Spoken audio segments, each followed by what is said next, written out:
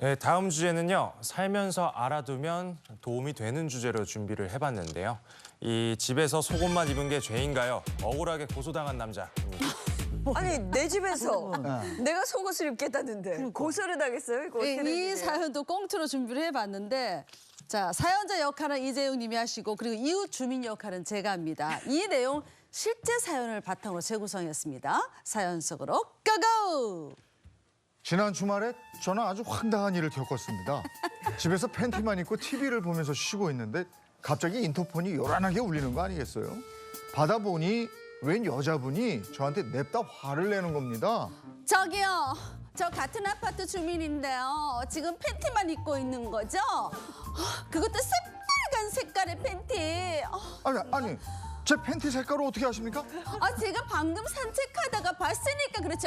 눈 버렸어 진짜. 거실에서 새빨간 팬티를 입고 돌아다니면 어떡해요? 난 또 아파트에 불난 줄 알았어요. 정말 남사스러워서 정말. 아니 저기요.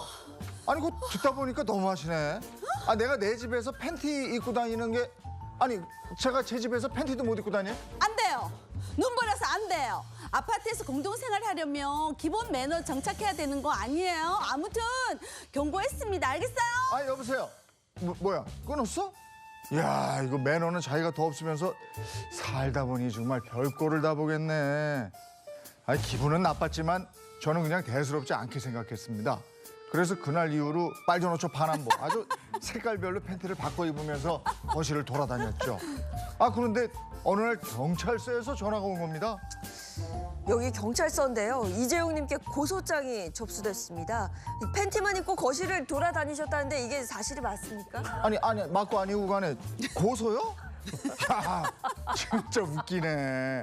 내 집에서 팬티도 못 입습니까? 자, 전화로 이러지 마시고 억울하시면 그 경찰서에 나와서 저기 말씀하세요. 2월 5일자로 그 조사받으러 나오셔야 합니다. 하셨죠? 죄도 안 지었는데 뭘 조사를 받아요. 나 경찰서 안 가요. 못 가. 살면서 남에게 피해 안 끼치고 살아온 제가 경찰서 문턱은 밟아본 적도 없는 제가 고소라니요. 정말 황당합니다. 갑작스럽게 고소를 당했을 땐 대체 어떻게 해야 됩니까? 야, 뭐야? 살면서 내가 고소를 당한다? 그것도 내 집에서 내가 팬티 입었다고 고소를 당한다? 이거는 정말 상상도 못할 일이죠. 야 이거 어떻게 대처해야 될지 막막한 것 같은데 네. 구체적으로 어떤 얘기입니까? 이렇게 살다 보면 뜻하지 않게 송사에 휘말릴 때도 있죠. 그렇죠. 그럴 때마다 이렇게 잘 대처할 수 있는 똑부러지게 대처할 수 있는 방안을 알려드리겠습니다. 아파트에 사는 남성 A 씨의 사연인데요.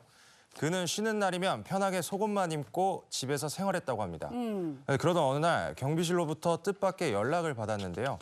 A 씨가 속옷 차림으로 거실에 있는 것을 본 이웃집 여성 B 씨가 불쾌하다면서 경비실에 신고를 해버린 겁니다. 속옷만 입고 베란다에 나가거나 그런 것도 아니었네요. 거실에 있는 걸 보고 신고를 했다고요? 네, 맞습니다. 이 신고한 이웃집 여성 B 씨는 증거를 남기겠다면서 A 씨가 집에서 속옷만 입고 돌아다니는 모습을 사진으로 찍어서 경비실로 보냈다고. 왜? 증거 수집이에요? 얼마나 수치심을 겪은 그쵸. 이 A 씨가 네. 이걸로 끝이 아니었습니다. 며칠 뒤 이번에는 이제 경찰서에서 연락이 왔습니다. 공연음란죄로 고소가 됐으니 공연음란죄. 경찰 조사를 받으러 나오세요라는 것이었는데요. 네. 이 억울한 A 씨가 전화로 자초지종을 설명했는데 이 경찰은 전화로 말하는 건 소용이 없으니까 자세한 건 조사 받으러 와서 말하세요라고 끊었다는 겁니다. 아니 무슨 거실에서 이렇게 속옷만 입고 있는 게 유죄면 여기 있는 사람들 다 유죄예요. 그래. 전국민의 유죄예요. 거기다가 우리가 다 뭐 거실에서 속옷 입고서 다 별춤 운동도 하고 다 그러지 않습니까? 저만 그런가요? 그러면 이게 다 공연음란죄 뭐 이런 얘기인데 이거 말이 되는 거예요 이게? 우리 앞에 저기 주민들이 보일 수 있는 곳이면 커튼을 이렇게 치거나 그죠. 속옷 입고 막 이렇게 돌아다니진 않긴 하지만 근데 이걸 봤을 때 경찰이 딱 듣고는 에이 고소까지 할 만한 일은 아니잖아 하고 덮을 수도 있을 것 같은데 경찰서 그 전화로 얘기하면 되는데 왜 경찰서까지 와서 얘기를 하는 거예요? 네, 물론 얼토당토 않은 그런 사건이거나 아예 네. 적용할 법조가 없는 그런 경우에는 뭐 입건을 하지 않고 경찰이 판단해서 그대로 마무리하기도 합니다. 하지만 대부분 고소가 일단 되면 고소가 됐다는 사실만으로 양측의 이야기를 다 들어보고요. 그다음에 송치나 불송치를 결정하게 됩니다.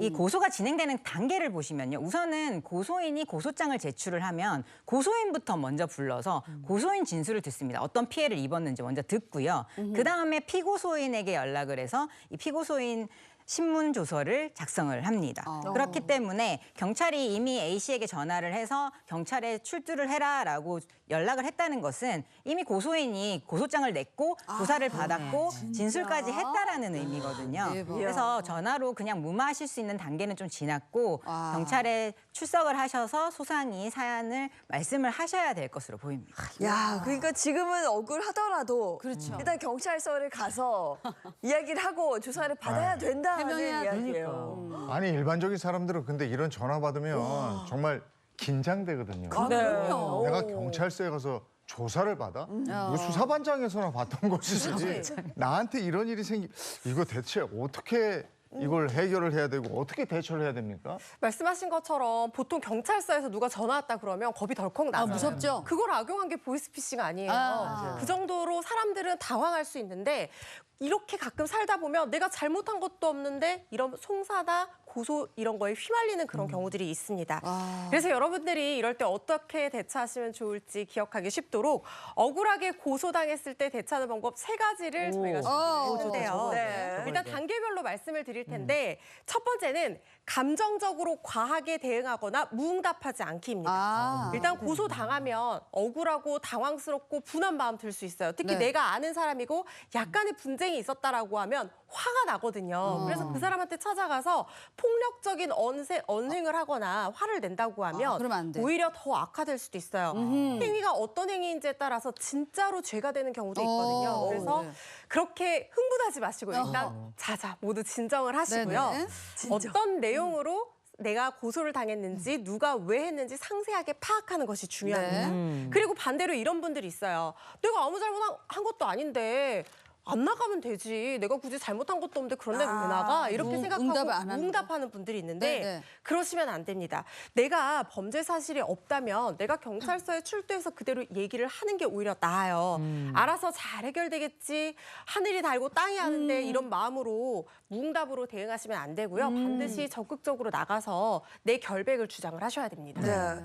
이럴 때일수록 내 감정을 다스리는 게 가장 중요하다는 그렇죠. 얘기고요. 두 번째는요? 네, 두 번째도 아주 중요합니다. 두 번째는 시간을 확보하고 내가 무슨 혐의로 고소를 당했는지 혐의부터 파악하기입니다. 경찰서에서 전화가 와서 조사 일정 잡혔으니까 나오세요라고 연락을 받으면 머리부터 하얘지는 분들이 굉장히 많습니다. 저도 좀 그럴 것 같아요. 또 보통은 내가 어떤 일로 고소를 당했습니까? 라고 그 담당 수사관님한테 물어봐도 사실 전화로 안내를 자세히 받기가 어렵습니다. 하지만 고소를 당한 이유를 전혀 모른 채로 뚜벅뚜벅 경찰서에 가서 앉아서 대답을 하다 보면 나는 어떤 사실로 고소를 당했는지 전혀 모르는 상태이기 때문에 무방비로 임하게 되고 오히려 나한테 불리하게 진술을 하게 되는 경우도 있을 수가 있습니다. 그래서 이렇게 방법을 말씀을 드릴게요. 예를 들어서 2월 5일에 조사 일정이 잡혔으니까 출석하세요라는 연락을 받으셨다면 예의 바르게 죄송하지만 수사관님 이번 주는 제가 일정도 바쁘고 사건도 파악해야 되니까 뭐 다음 주쯤에 일정을 좀 잡아주시겠습니까? 라고 일정을 한 열흘 이상 미루는 겁니다. 아, 미룰 수 있네요. 경찰 조사 날짜를 미뤄도 돼요? 그러다 담당 경찰관이 싫은 대색하면 어떡해요? 네, 걱정하지 않으셔도 됩니다. 특별한 경우가 아닌 이상은 일반적인 경우라면은 얼마든지 조사 날짜를 담당 수사관님과 이야기를 나눠서 옮길 수가 있고요. 또 열흘 정도만 시간을 달라고 하면 이해를 하실 겁니다. 이렇게 일정을 열흘 이상 연기하셔라 말씀을 드리는 이유는 고소장 내용을 파악하기 위해서입니다. 우리 법제에는 정보 공개 청구라는 제도가 마련되어 있거든요. 그래서 인터넷에 정보 공개 포털 사이트에 접속을 하시면 이 청구, 소통란을 클릭을 하시고 또 청구 신청 누르신 다음에 내용 작성 단계를 통해서 그 내용을 어떻게 쓰시면 되냐면 몇 년 몇 월경에 어느 경찰서에 접수된 누구를 상대로 누가 고소한 그 고소장 내용을 정보 공개해 주세요라고 신청을 하시면 됩니다. 그러면 관할 경찰서는 이 고소장 정보 공개 청구를 받게 되면은 청구인에게 통상적으로 10일 이내에는 공개 여부를 결정을 해서 통지를 하도록 되어 있습니다. 물론 민감한 경우, 뭐 성범죄의 경우 이런 경우에는 내용을 많이 가리고 보여줄 수도 있지만 그렇죠. 이 사건처럼 일반적인 경우에는 대부분의 고소장 내용을 파악하실 수가 있어요. 그래서 경찰과 뭐 연락이 됐다고 해서 무작정 바로 경찰서에 뛰어가지 마시고 기일을 조금 연기하고 이렇게 진행하시면 좋고요. 그렇지만 무작정 나는 무조건 못 나간다. 이렇게 얘기하시면 또 불이익이 있을 수 있기 때문에 충분히 의견을 조율한 상태로 이렇게 스케줄을 짜시면 돼요. 이러네. 아. 정치인들은 막 안 나가던데. 근데 어쨌든 제가 말씀을 들어보니까 첫 번째 진정해라. 감정적으로 대응하지 말아라. 두 번째로는 조사 그 날짜를 미루고 무엇보다 고소장을 확보해라. 이게 굉장히 중요하네요. 제가 볼 때 이 마지막 세 번째 너무 중요하기도 궁금해요. 하고 기대가 이게 뭔가요, 이게? 마지막 제일 중요할 수 네. 있어요. 내 결백을 입증할 수 있는 증거를 내가 직접 챙겨서 제출을 해야 됩니다. 내가. 사실 물론 억울하게 수사 당한다 이렇게 얘기를 하면 내 억울한 경찰이 풀어줘야 되는 거 아니냐 이렇게 생각하실 수 있어요. 물론 경찰도 노력합니다. 그렇지만 나만이 알고 있는 나만의 그 결백을 입증해 줄 수 있는 증거들이 있어요. 그걸 내가 빨리 찾아서 바로 제출을 하게 되면 경찰이 굳이 뭐 필요한 경우에 영장을 받는다든가 이런 다른 절차를 거칠 필요가 없습니다. 그래서 내가 스스로 내 결백을 입증해 줄 수 있는 증거를 잘 모아서 일관되게 진술을 하신다고 하면 이 부분에 대한 무죄가 훨씬 더 빨리 판단이 될 수 있을 것 같고요. 그렇게 된다고 하면 사실 수사 단계에서 빨리 종결이 될 수 있어요. 이게 만약에 수사 단계에서 적극적으로 대응하지 않다가 뭐 검찰 단계라든가 재판 단계로 넘어가게 되면 그때는 교정하기가 더 어려울 수도 있거든요. 그러니까 수사 단계에서부터 좀 적극적으로 대응을 하셔서 결백을 입증할 수 있도록 노력하는 것이 좋을 것 같습니다. 이게 아파트를 너무 따닥따닥 붙여져서 이래요. 그래, 그렇구나. 이게 앞에 보이니까 내 집에서 내가 마음대로 생활하기도 참 그렇군요. 네, 알겠습니다. 오늘 그 법이 알고 싶다 여기까지 하겠습니다. 고맙습니다. 고맙습니다.